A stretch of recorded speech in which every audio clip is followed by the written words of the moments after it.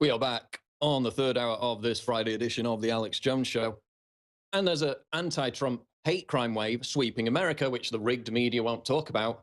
They'll have their cameraman on video pretending to be an anti-Trump agitator, saying that Hillary Clinton needs to sue the United States and overturn the election result, and claim that that's an organic, authentic protest. So when it's their own cameraman, because CNN is rigged, we're going to go to that video later, but they're not reporting on this. Headline up on Infowars.com, video high school girl viciously attacked for supporting Donald Trump. Of course, this is also up on DrudgeReport.com.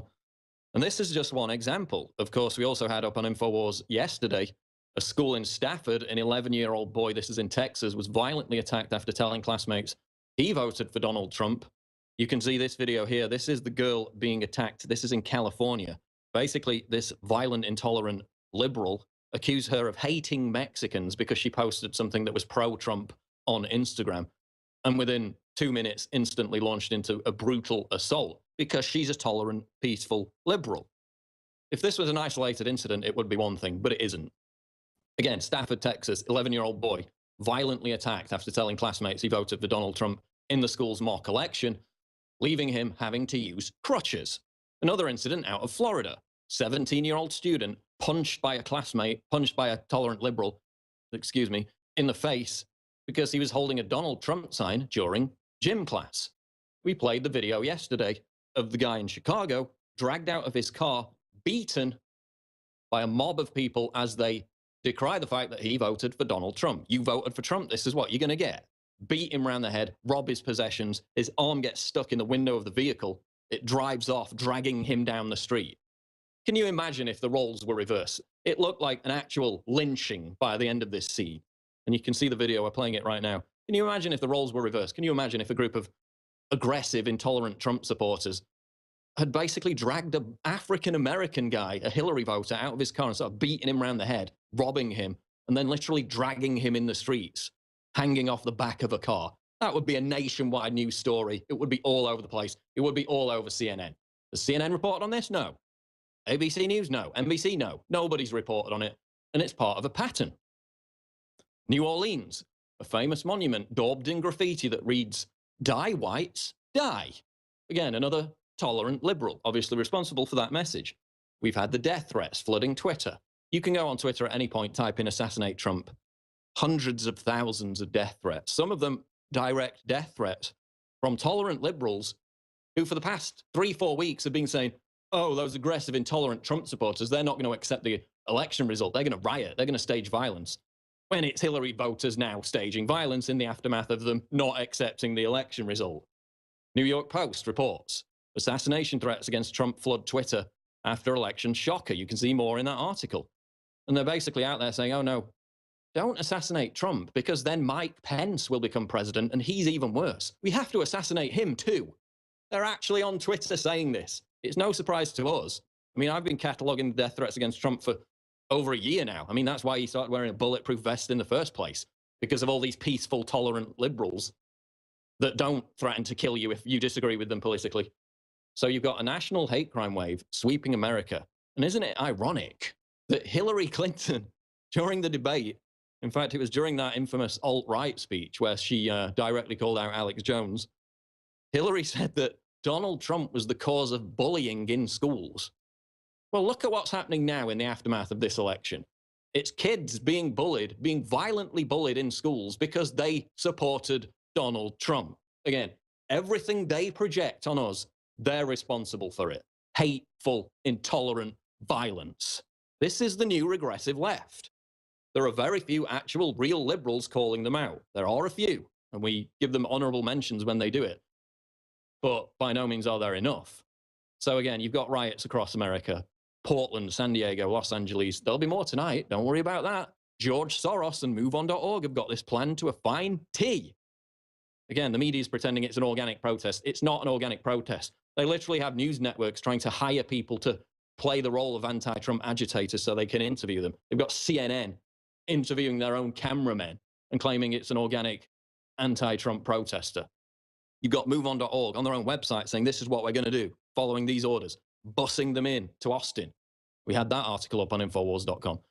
And again, this Trump riot trend is yet another example of how the alt-left The social justice warriors, the regressive left, is infinitely more dangerous, violent, and intolerant than the alt-right.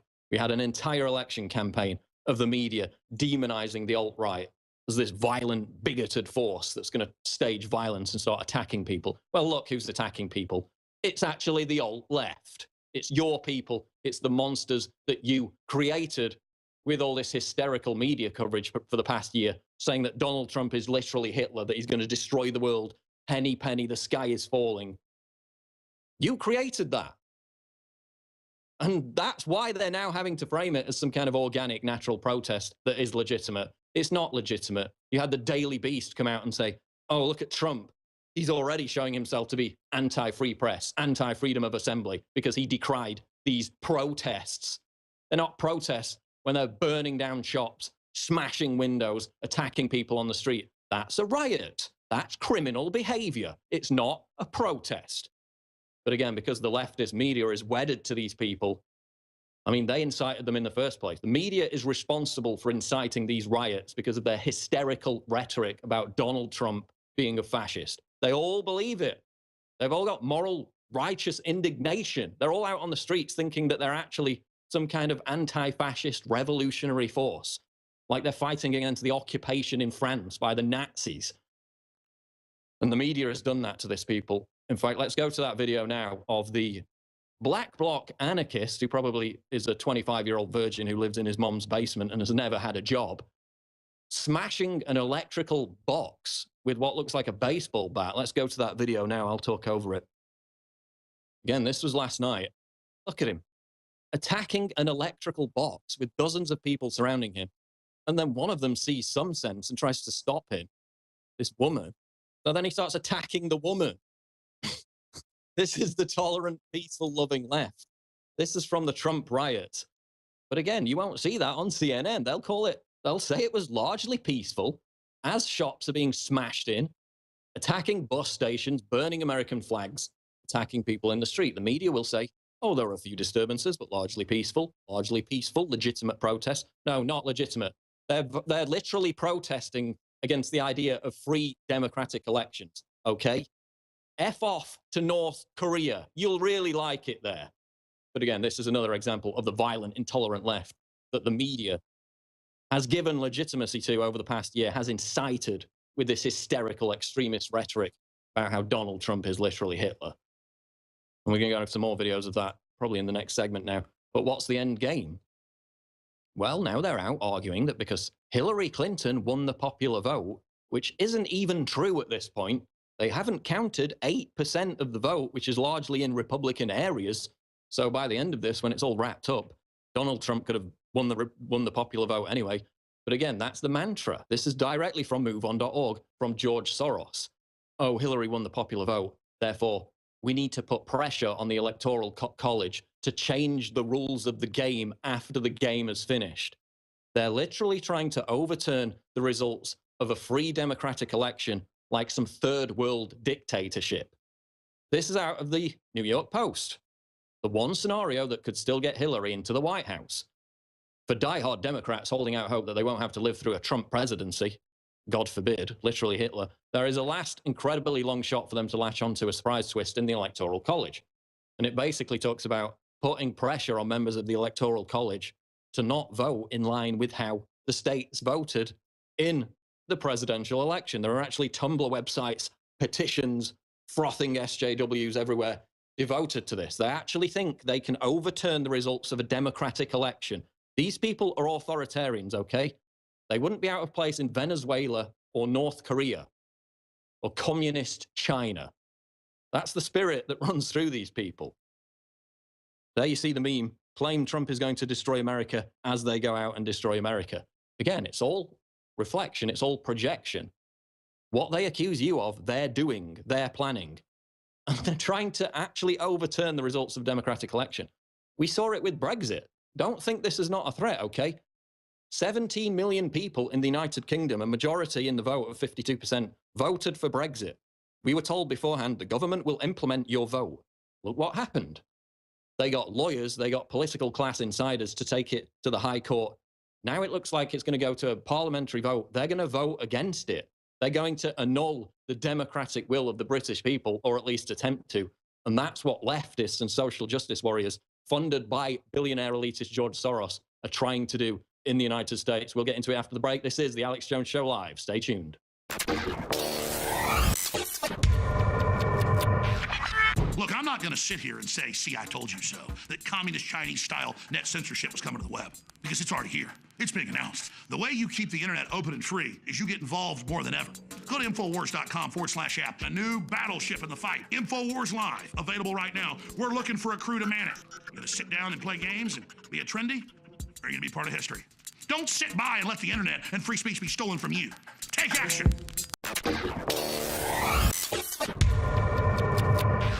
We are back on the third hour of this Friday edition of the Alex Jones Show. And there's an anti-Trump hate crime wave sweeping America, which the rigged media won't talk about. They'll have their cameraman on video pretending to be an anti-Trump agitator, saying that Hillary Clinton needs to sue the United States and overturn the election result, and claim that that's an organic, authentic protester when it's their own cameraman, because CNN is rigged. We're going to go to that video later. But they're not reporting on this. Headline up on Infowars.com. Video high school girl viciously attacked for supporting Donald Trump. Of course, this is also up on DrudgeReport.com.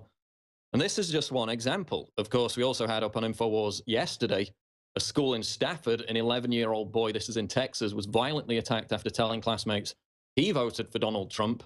You can see this video here. This is the girl being attacked. This is in California. Basically, this violent, intolerant liberal accused her of hating Mexicans because she posted something that was pro-Trump on Instagram. And within 2 minutes, instantly launched into a brutal assault because she's a tolerant, peaceful liberal. If this was an isolated incident, it would be one thing, but it isn't. Again, Stafford, Texas, 11-year-old boy, violently attacked after telling classmates he voted for Donald Trump in the school's mock election, leaving him having to use crutches. Another incident out of Florida. 17-year-old student punched by a classmate, punched by a tolerant liberal, in the face, because he was holding a Donald Trump sign